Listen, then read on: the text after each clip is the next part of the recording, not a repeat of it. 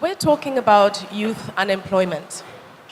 And as I was talking to some of my panelists earlier, one of the things that I raised was, should we even be talking about unemployment or lack of a way to enjoy a livelihood based on income? Because unemployment suggests jobs.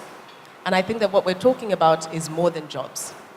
And so the question is a little broader than just unemployment, but really access to an ability to have a livelihood. But my first question to each of them is, this issue we'll accept as youth unemployment for now, is it a challenge or is it an opportunity? So a quick reflection. Seapei, do you have a mic? We'll come down this way. Yeah? Can I start? Thank you. A definite opportunity, and I think we have no choice but to see it as an opportunity. So with Africa's population getting younger and younger, there's no way of getting away from what this presents. And I can talk a lot, and I will later on, about the incredible things that we've seen youth being able to do in South Africa. And the reason why I say it's an opportunity, because there's just something incredible about the spirit of youth. They are not fearful, they're courageous, and they're breaking down barriers, coming up with new industries, really doing incredible things, questioning the status quo, and changing their outlook for their own future. Okay, so we have one for opportunity. Bernard, youth, challenge or opportunity? Thank you. Good morning. I wish I had an easy answer, but then we wouldn't be here today. Putting an investment lens on, I would say it's a high risk, high reward opportunity. And I have to put the emphasis on high risk, because if we do not invest in this opportunity, the consequences could be quite serious, not just in terms of poverty, migration, and social unrest, but actually bringing down the economies of Africa rather than uplifting them. So opportunity, but requires investment. Tom. I'd frame this from the US ADF perspective. It's of course a tremendous opportunity. We've heard all of the high-level numbers of youth and the emerging youth population. The challenge, of course, is how you have impact, how you make the correct investments, how you address those risks, for example. Of course, it's a major opportunity, and we see it that way, but also how we properly invest what we're doing so that we can see impact in the field. Mamadou. Well, I think that I would agree with most of those who've spoken already. I think it's definitely an opportunity, but, I will add but, if we make it being a challenge or being an opportunity will definitely depend about the decisions that we make today in terms of really preparing that youth for the future. Hey, good morning all. Both sides of the coin. So it is a challenge, it's also an opportunity. Yesterday we heard that 18.5 million youth in Nigeria are unemployed. Well, I'll add another figure. We have almost 9 million out-of-school children in Nigeria. So it's a challenge, it's also an opportunity. In the sense that 18 years, so we've talked about 2035 and the fourth industrial revolution. We've also talked about what skills are required in 2035. But think of it this way. I'm one of the generation, or one of the members of a generation in this country that actually wrote my thesis longhand. So computers were in a computer center in the Students' Union building. We had to take the thesis to be typed there. So you can imagine, we have children in this country who do not use computers, who haven't seen a computer. Their teachers haven't seen computers. Yet I went for a conference early this year and they were talking robotics. I said, how are we bringing robotics into youth and employment? How are we bringing robotics into just basic education, which is our forte? So I think we'll have a long conversation, an interesting one. So yes, challenge and opportunity.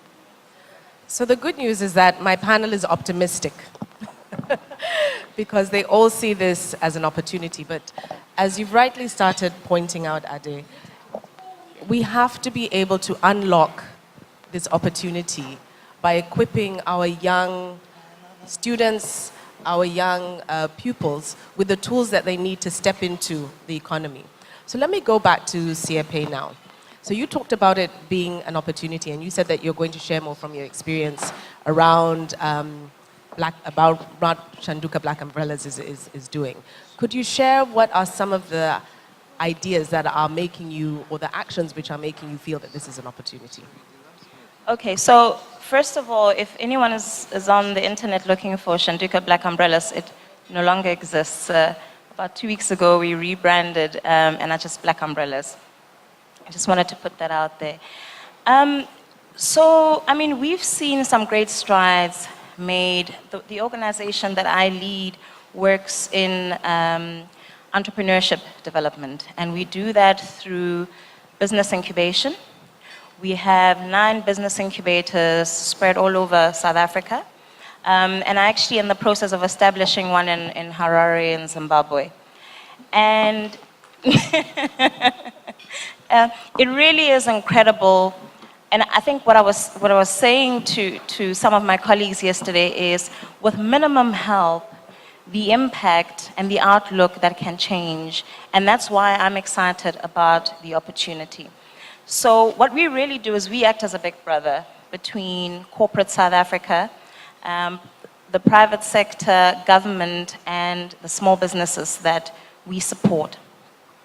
And just to give you a little bit of history, this organization started about 7 years ago. And between 2012 and 2016, the combined turnover of the businesses that we'd incubated was an astonishing 1 billion rand, which we were very excited to celebrate last year. But even more exciting for me is that between October last year and August this year, those small businesses, and it was around 170 of them, had already generated an additional 1 billion rand in revenue. And that really is with minimal support. So I am excited about what happens when we strengthen partnerships, when we open corporate opportunities to those small businesses. South Africa has a challenge, given our history, of the really visceral relationship between corporate South Africa and small and medium enterprises. In a country that's 80% black, small businesses are seen as risky purely because they are black. Opportunities have traditionally gone to bigger corporates because people find it easier to work with people who look like them. So, you know, the procurement executives making the decisions about who gets the contracts are white in corporate South Africa, and they have traditionally given those contracts to their white counterparts. And it really is about changing that narrative, but changing the experience of the corporate so that they can see the opportunity, the value, the quality that comes out of doing work with small and medium enterprises. And I'll touch on another element later, but I'm really excited about some of the challenges that I'm facing as chief executive of the organization, where because my company has a public benefit status with a revenue service for the work that we do, the work that we do is supposed to impact impoverished communities. And I now have SARS, the revenue services, coming to me and saying, but you know, a big chunk of your businesses have revenues over 100 million rand. They're no longer impoverished. So what do we do about your public benefit status? And that is a fight I'm much happier to have than one that is looking at the poor outlook for those young individuals. So good problems. So I don't know if you were like me, but when she said 1 billion rand,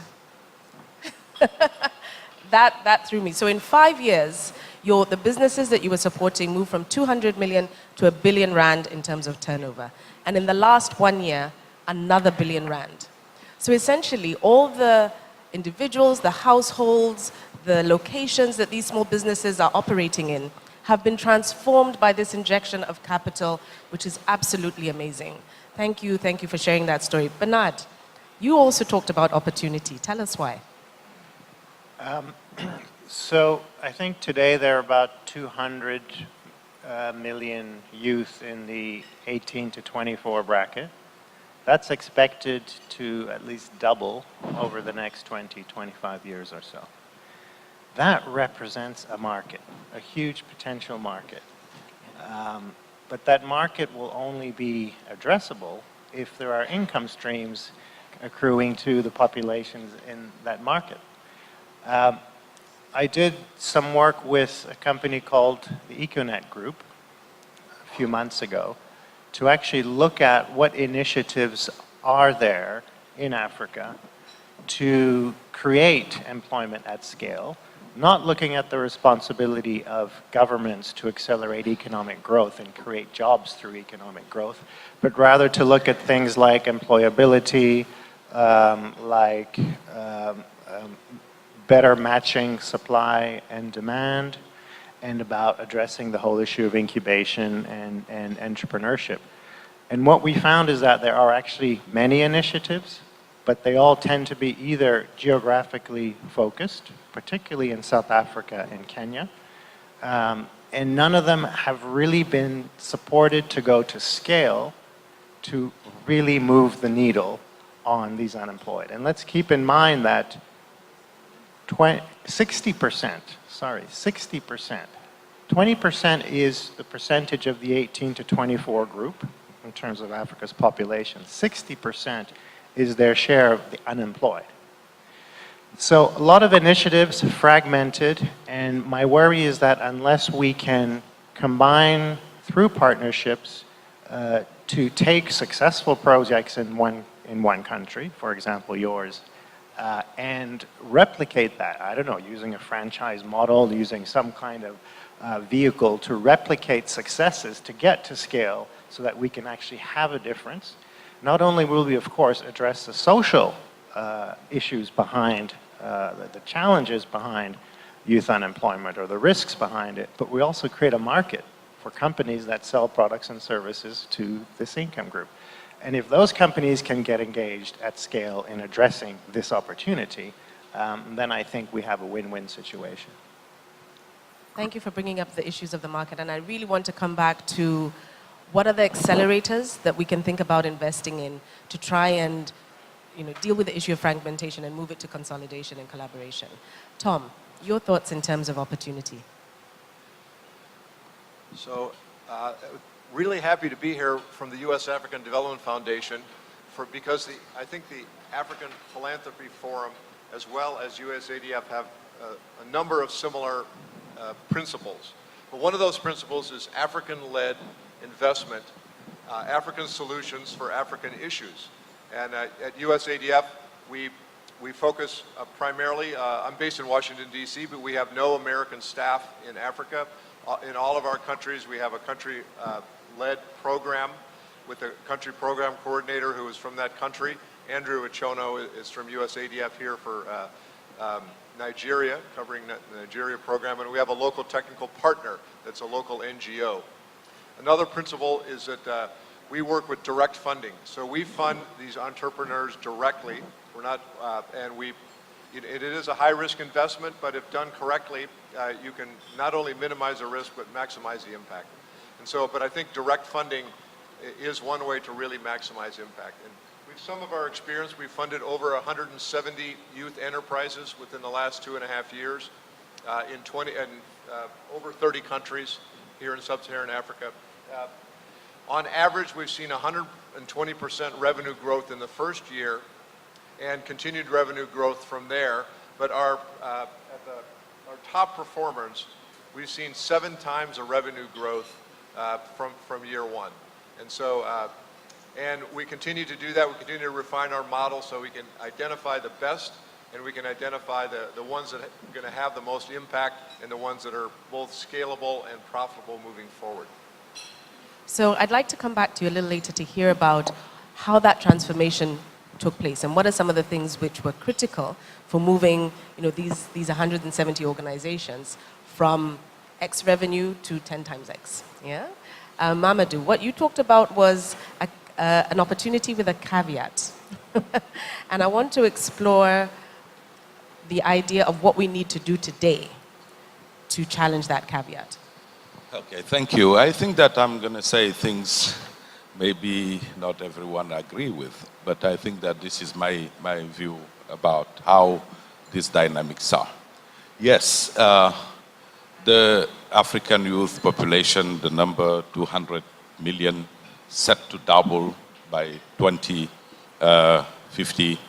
By 2100, Africa will have the largest workforce in the world. So it is really important to not take these figures just in the African context alone, because you need to look at those population dynamics in Africa, how they fit or how they sit into global population dynamics. While youth population is going to increase and double in Africa, we know that by the same horizon, most of developed countries, I would say northern countries, are going to be aging. More than 50% of their population actually will be age over 65. So that creates a whole new dynamics around workforce. And so this means that migration that we see today may be taking other forms, but it will actually accelerate. And it's okay to say this, I think. The way I'm looking at this is 500 years ago, African youth, the most valid, built the new world, unwillingly. If we are not making the right decisions today, I think that also that African workforce is going to continue to build the world. But how do we make sure that this is going to happen based on a vision, on a way that we do that strategically? And for me, it takes a number of things to be done. It's not just about jobs today, but it's also about how you prepare that future workforce. How do you accelerate that future workforce? And this starts really from early age. What should we do to address the high prevailing malnutrition rates here in Africa that actually affects the learning outcomes, that affects your future, the ability of your future workforce, and is costing today the economy a lot. So many percentage points of economic growth are being lost because of just stunting and malnutrition. So we have to look at the future. Second, it's about also how the job market is going to change. We talk about future of jobs. We talk about automation and how many jobs will be displaced. But I think that there is disagreement on that, saying that not only jobs will be displaced, but new types of jobs are going to appear. How are we making sure that today the education we have, which in most African countries are curricula inherited from colonization and have had very little change, are going to be ones that are reformed? How are we making sure that we are not continuing to invest billions in education systems that do not produce the type of skills that are needed by the market? And how do we make sure that the education we are providing today is completely disconnected with the future of jobs? And it's not only that, it's also about policy. How are we giving more youth the sense of urgency, the sense of agency, giving them the opportunity to participate in policy dialogue, in actually designing and implementing development policies while taking into account their specific needs is going to be extremely important. So I think that there is a lot of things that needs to be done, and the time is not tomorrow. The time is not after tomorrow. The time is today. So we need to have that sense of urgency to really look at how we are preparing this youth. And last, what I would say is just to say, actually, again, when we talk about jobs, one of the things we think that it's only here. It is only here, but we need to recognize globalization. And that increasingly young people will have by virtue of internet and digital technology to compete on a global stage. And there is huge opportunities around that. When you think about online work, a $5 billion opportunity today, set to grow to $25 billion in 5 years. There are about 25 million online workers in the world. Only 100,000 in Africa. And out of those 100,000, 40,000 in Kenya. How do you accelerate that? If this is actually shown that online workers who can earn significant amounts that are much higher than the minimum wage in many countries today. So there are things to be done today, but not just with the short-term approaches, but really we need to look at long-term. How we, long-term, 50 years, 100 years from now, what are the policies that we are going to make today? What are the support systems that we are going to put in place to have the outcomes we want in the future? Thank you, Mamadou. He just opened Pandora's box in terms of all the different things that we need to think about. And one of the issues which I wanted to hone in on is this idea of preparation for a global workforce. We started talking about migration yesterday, and I think Innocent put it in perspective in terms of the numbers of individuals who are migrating from Africa are actually the smallest proportionally in the world. And so the question now that you raise is, how do we then start looking at our youth bulge as that dividend that will pay off in 20 years' time, in 30 years' time, as a global workforce that is migrating? I think a challenge that, or a balance that we have to start thinking about is, how do we not lose our best, but lose, quote unquote, those who we are willing to send off without, sort of cutting ourselves and our economies off at the knees, yeah? I want to come back to you, Ade. You work a lot in terms of basic education, which again is one of the issues that Mamadou started raising. Tell us about your views on opportunity from what you've been working in Nigeria. Thank you. For the Oando Foundation, we work with basic education for a major reason. And the real reason is, in 2007, we got a call from the federal government. Then Obieze Kwesili was the Minister of Education, and she called for corporates to support basic education in Nigeria. I mentioned just a few minutes ago that we have the largest number of out-of-school children globally. And at the moment, you can imagine 17 years from now, a child who's born today, in 2035, what kind of skills will a child who hasn't seen a computer, hasn't seen the four walls of a classroom, have to compete globally? So our mantra is, we want to raise a generation of children who can compete with their peers globally. So that was it on one hand. On the other hand, I've sat through many interviews where you see a beautiful resume and the person walks into the room and the person just doesn't match the resume. So we've also found ways to cut through the system, ensure we have the beautiful resumes that really mean nothing, but they're pieces of paper. We have a certificate to even back it up. I think Nigerians in the room will know that I think we're a country that loves certificates. So if you can show me 10 or 20 certificates, I think you probably have the skills, and then I invite you to the interview and nothing happens.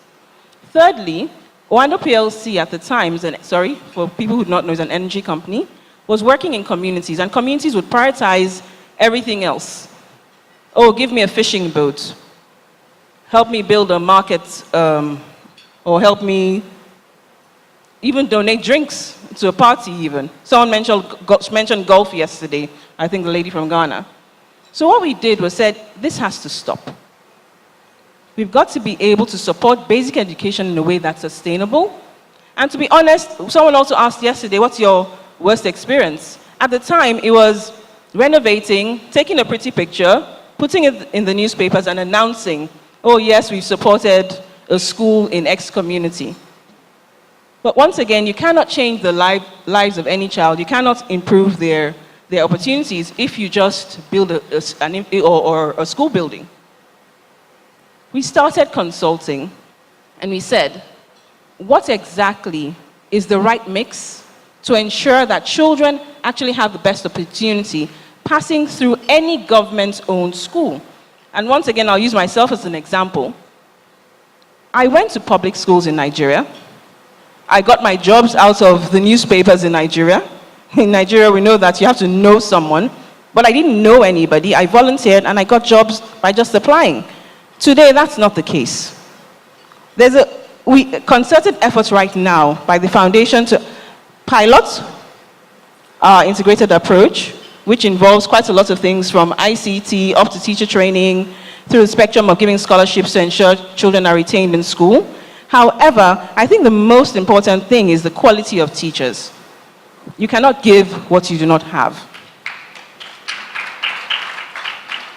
So the program we have is to ensure that the quality of teachers improves. Unfortunately, two-sided coin once again. The quality of teachers, well, if you get government teachers without sacking every single teacher in the school, you have to work with them. It's a long, tedious process. You have to work with the educators of these teachers as well to ensure that they can pass on the right skills. But once again, I think I'll say the caveat is the world has moved on. We travel to these conferences, we even sit here and have these conversations, and we've done so for many years. We need to be the catalyst.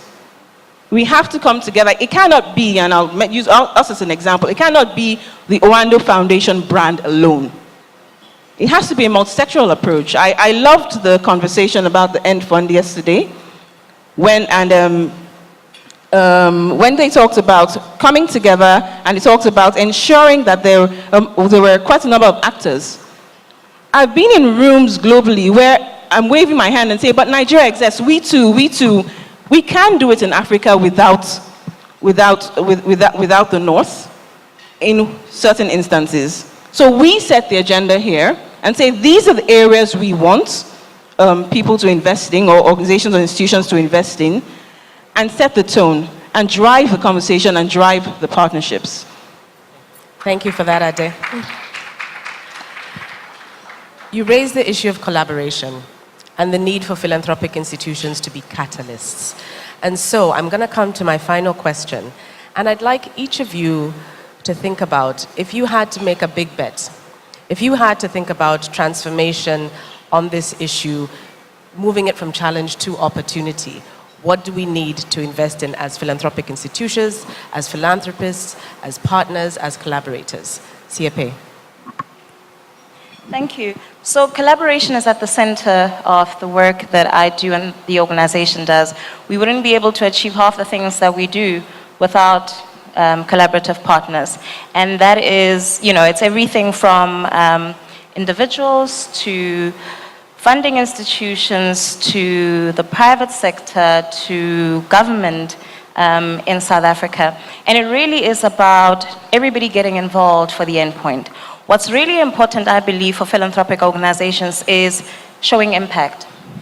So when I joined the organization I now serve, just over 4 years ago, I thought, I went from being a banker to now doing good. And in the true African way, I thought you do good and you say nothing about it. Because if you do, that's a little arrogant, right?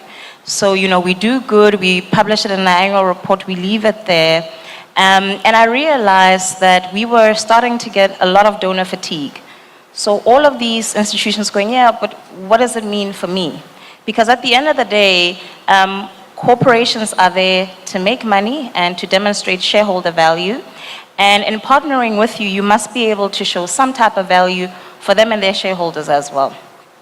So we really shook off this notion of doing good and hiding, behind the wings, and started to talk about the work that we do, and started to talk about the value not just for the economy of South Africa, not just for the small business, but also for the corporate organization. And when they do, the sustainability reporting, it's really, really important. We have a situation in South Africa of really tried and difficult relationships between mining communities and mining houses. It's been that way for the longest time. So mining houses, their CEOs would sit across from me and go, it's fantastic what you're doing. developing small businesses, but how is it going to benefit the relationship that I have with the chiefs in the communities? So what we needed to do is ensure that our solutions were also taking into account the social labor plans set out by the Department of Mining Resources, and seeing how we can not only demonstrate value for the rand investment, but also value for the community member. So in doing what we do, for instance, if we go into a mining town and set up an incubator, it's about ensuring that we develop small businesses from the mining town, and that any job that's created benefits somebody in the mining town, and you start to demonstrate value that way. What we also do is we then do reporting for them that goes into the Mining House's annual report, the sustainability report that shows that for every, 10 million rand investment, the actual value generated in the community is 400 million. So the quantums get really, really excessive when you start to see the value of the rand investment. So that's just in mining towns. But going back to the cities, it's about collaboration with other organizations that do some of the work that we do. We partner with business schools, for instance, to be able to help us do, as delivery partners for some of our curriculum. So it's that. For me, the true value is the long-term benefit for all involved of collaboration. The last thing we do, something I'm really, really passionate about, so we partner with the Cyril Ramaphosa Foundation. And perhaps once a quarter I get the opportunity to sit across from the Deputy President, and he says, what do I need? His checkbook would be nice, but it's not going to solve my problems for the long term. What I really want is his connectedness. And that for me is really, really big in the work that we do. So we have lots of Break Brothers patrons that I look for in corporate South Africa, and the access they have in just their cell phone, just their phone book, is incredible. So he can connect me to the CEOs of the top 20 companies on the JSE. And that's what I really need. Because in developing the small businesses that I do, what they actually really need is a market for which to be able to sell their wares, if you will. So it's that. It is opening up those relationships that will enable the small businesses that I develop to actually get the contracts that can benefit them, that will then result in the jobs that will then alleviate poverty. Thank you. And I think that's something that we tend to minimize, is the fact that if you've worked for 10, 15, 20, 30 years, you carry a network with you that a young person who's starting out in business, is 25 years old, doesn't have. And being able to open that up is really, it's like a treasure trove. And I think that that's something that each one of us can actually take as an individual sort of take home. How do I bring my network into an opportunity space for young entrepreneurs? Bernard, one big bet. So I think collaboration needs to happen at different levels. And I think we see quite a bit of collaboration on specific projects on the ground. And they've shown the benefits of collaboration. I think maybe what's lacking is collaboration at a much higher level, where we can actually look at the collection of potential investments, let's say in a portfolio of projects that address youth unemployment or youth employment creation. And I think if we were to look at different existing initiatives and identify those that we can scale through funding, those that need to be replicated, that can be replicated across boundaries through organizational mechanisms, and then identify where the white spaces are, where there are no initiatives where potentially there could be a high impact. And try and look at this in terms of a portfolio that can be presented to, discussed with, refined with the key public sector, private sector, and philanthropy stakeholders as a network. And then have that high-level vision and strategy of this Africa portfolio of youth unemployment initiatives that can then filter down and through collaborations on the ground get implemented. Whether those networks are for funding, are for access, are for skills, are for replication from one market to another, that doesn't matter. That group can figure it out. But I think we need to add that high-level view of all that's happening in the youth unemployment space, and from that have a vision and a strategy that can then be articulated and in the most efficient way. So diffusing knowledge. Yeah. So thank you for that, Bernard. Tom. Well, I want to address this at a couple of levels. One is that, how do we become catalytic? How do we unlock the potential of the growth within this sector? And how do we identify the opportunities and then bring them to scale? So very practical. I think we want to take a very practical approach.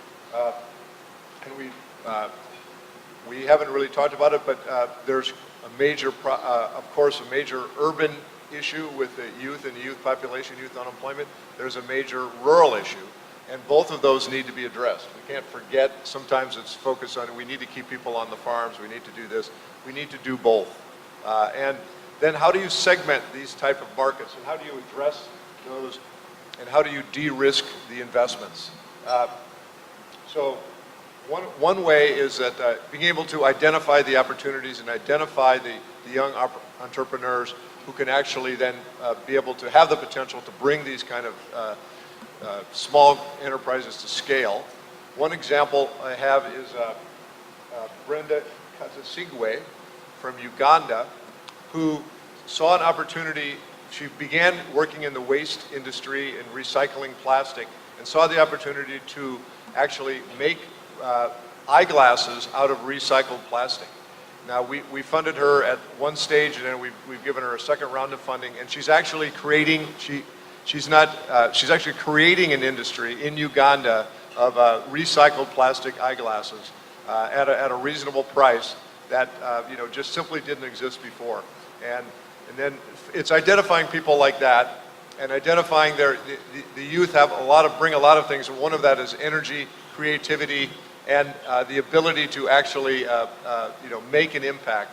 And that would be one example. The other thing I wanted to mention is mentioned before, but partnerships. USADF, we work with Citibank and Citi Foundation on our youth entrepreneurship program. And we work with other partners also, including GE Africa on our off-grid energy program. And in the off-grid energy program, where we're funding a number of youth enterprises, one of the things we're doing there is really we're investing in African-owned and African-managed organizations, only African-owned and African-managed. There's a lot of energy, there's a lot of investment and excitement in the off-grid energy, in solar power in Africa. But this segment actually with youth and with African-owned enterprises has been overlooked.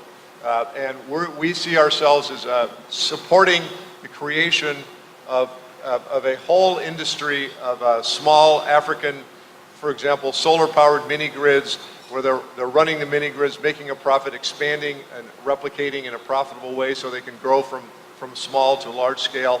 Other types of solar home systems, and we have youth involved at all levels, and also other powering agricultural equipment, for example, through solar. So that would be one example of a rural solution. So it's not an easy problem. There's a lot of issues. As Mamadou had said, there's large-scale issues that have to be addressed. There's also specific practical steps that we can take that we're looking to do. So we need to think of both. Thank you, Tom. Mamadou, one big bet. Yes, I just want to call one experience that we have. You know that the Rockefeller Foundation has been implementing an initiative in Africa called Digital Jobs Africa, which was actually creating a collaboration between public, private sector, employers, but also demand-driven training providers to enhance the skills of the young people and connect them to jobs in ICT-enabled jobs as a pathway of bringing one solution to the youth unemployment. And also looking at how do you be more inclusive, particularly by looking at what we called high potential, but disadvantaged youth. So youth who often come from low-income areas. After 3 years working with different partners, I think that we are really very proud of some of the results. Over 3 years, over 160,000 youth coming from that background have been given skills, and upon graduation, the numbers that have been tracked, about 60,000 of them have been immediately placed into jobs.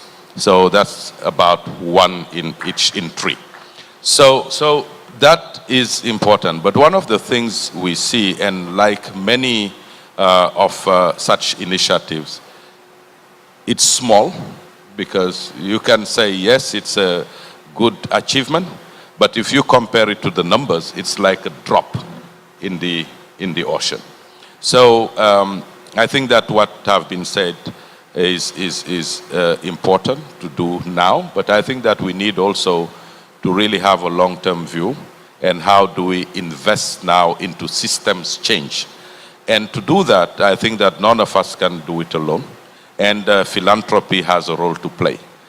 Because when you think about system change, which is more of a long-term, you need really important resources, but you need also patient resources that can be invested today for outcomes of tomorrow. And I think that no one is more placed to do that than us, philanthropy, because we don't have the pressure of votes.